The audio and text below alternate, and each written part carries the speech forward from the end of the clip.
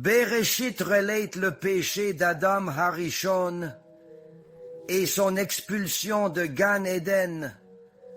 Hakadosh Baruch Hu plaça des chérubins à l'entrée pour l'éloigner, comme en Genèse 1:24. Ils gardaient l'accès. Ces chérubins sont à la fois des anges destructeurs, gardant Gan Eden avec vigilance, et de belles créatures angéliques, presque comme des bébés, n'est-ce pas? Ils observent Am Yisraël une fois par an, lors de l'ouverture du paroché dans le Kodesh HaKodeshim, comme le dit le Gemara Masechet Yoma. Leur observation est un signe favorable, leur indifférence défavorable. Ce sont bien les mêmes chérubins, sont de mignons bébés, mais indiquent notre position. Nous avons aussi parlé d'anges destructeurs. Pourquoi la destruction du monde? Comment justifier une telle destruction? Dire qu'ils étaient gentils et ne voulaient pas pécher, donc Hachem les a tués, ferait d'Hachem un monstre. La Torah dit qu'il y avait du Hamas, violence et corruption. Ce Hamas n'était pas une simple organisation terroriste, mais une époque de vol et d'immoralité. Commettant homosexualité et immoralité, Hachem les a détruits, comme Sodome et Gomorrhe au temps d'Abraham. Qu'a-t-il enseigné?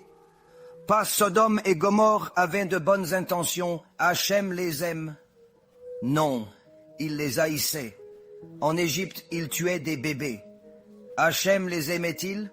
Non, il les haïssait et les a détruits. Absolument pas. Noé, Sodome, Égypte. Hachem les détestait, il les a détruits. Il a puni sévèrement les Juifs qui refusaient la Torah, tuant un pourcentage énorme, 80% avant Sinaï. Si on justifie en disant Hachem aime tout le monde, souvenez-vous qu'il les a punis pour avoir refusé sa Torah et ses commandements. Hachem punit implacablement ses ennemis, même des Juifs.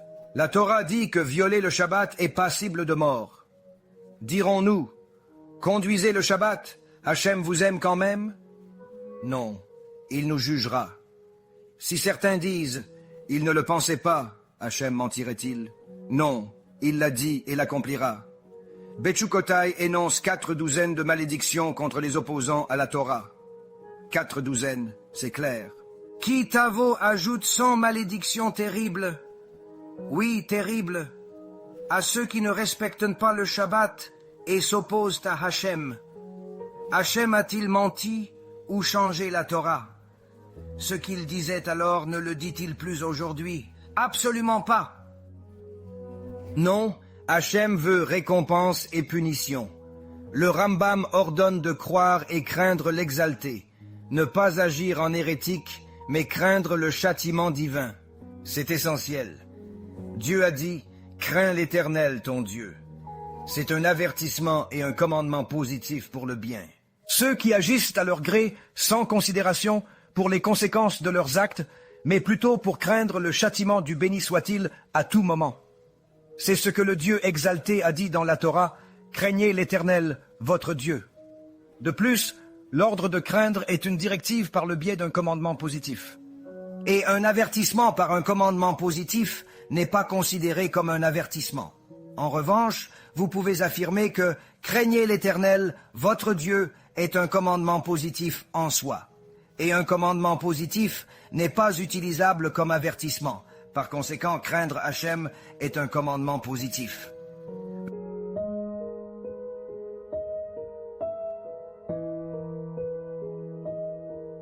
Veuillez me faire part de vos réflexions et n'hésitez pas à les partager afin que d'autres personnes puissent également apprendre et grandir et comprendre ces concepts importants ainsi que leurs implications profondes et leur subtilité, ce qui est essentiel.